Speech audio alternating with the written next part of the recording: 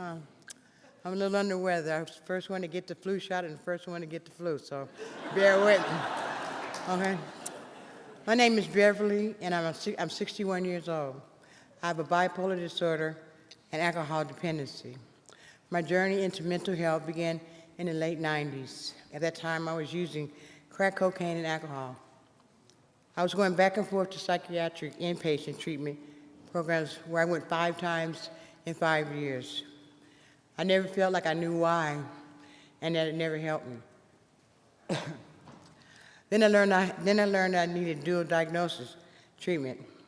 While there, I discovered more about my mental health issues, and I began to take psychiatric medicine and get counseling, which helped me till I was discharged.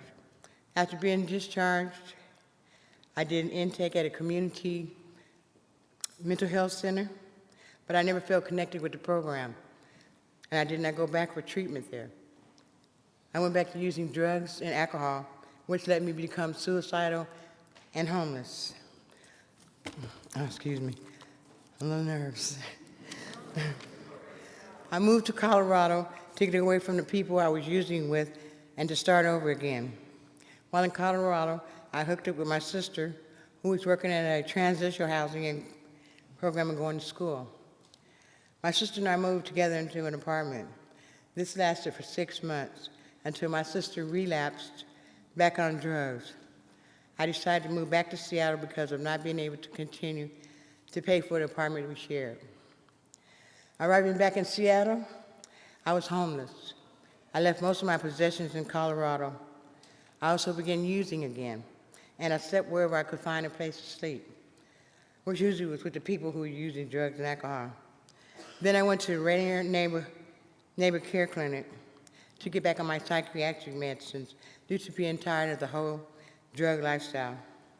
While I was there, I was informed about an agency called Navos. I enrolled with Navos in June of 2012. I'm shaking.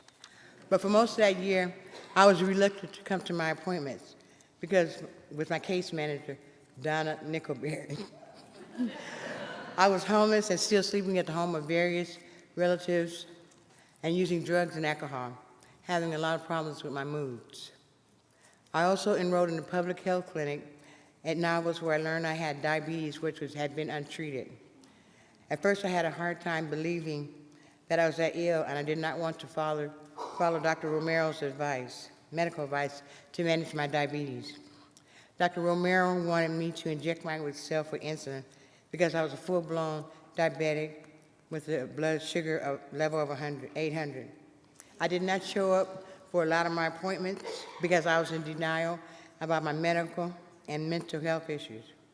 I was reluctant to take psychiatric medicines as well. I knew that I was suicidal, but I didn't want to tell anybody because I did not want to lose my place on the Section 8 waiting list. My case manager continued to call me and made several attempts to schedule appointments with me. I finally began to attend my appointments when I needed help to complete my housing form for Section 8. And with that help, I was able to get a voucher. I was able to find an apartment, which I still live in to this day. I also, thank you.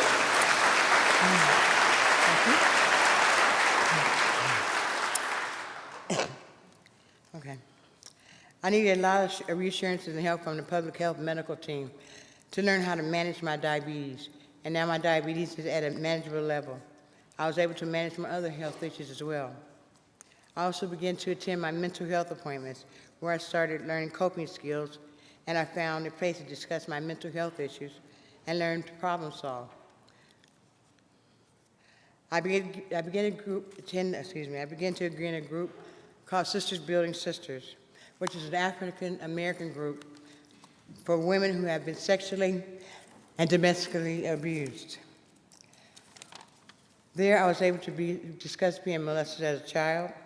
I get support coming from the group from the other members. We sometimes get together before the group to catch up and just to support each other. As my medical and mental health issues improved, I expressed an interest in working My Navos vocational counselor, Alicia, helped me get a job working at the Navos Cafe, which catered this event.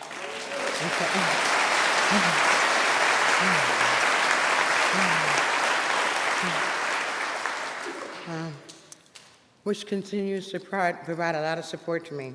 I'm still having issues with my diabetes, and I'm learning how to manage it. I have not used drugs for the past 2 years. At times I struggle.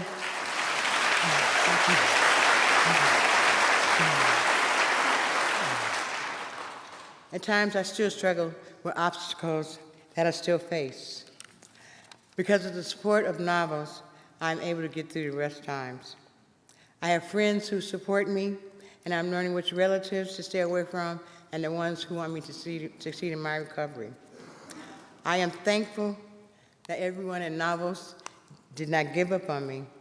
Sometimes I think of them as my private snitch team because they work so well together to help me with my recovery. It makes me feel happy and grounded to finally be in a place where I'm living a positive life. And I'd like to give a special shout to my niece, Danielle Beckwith,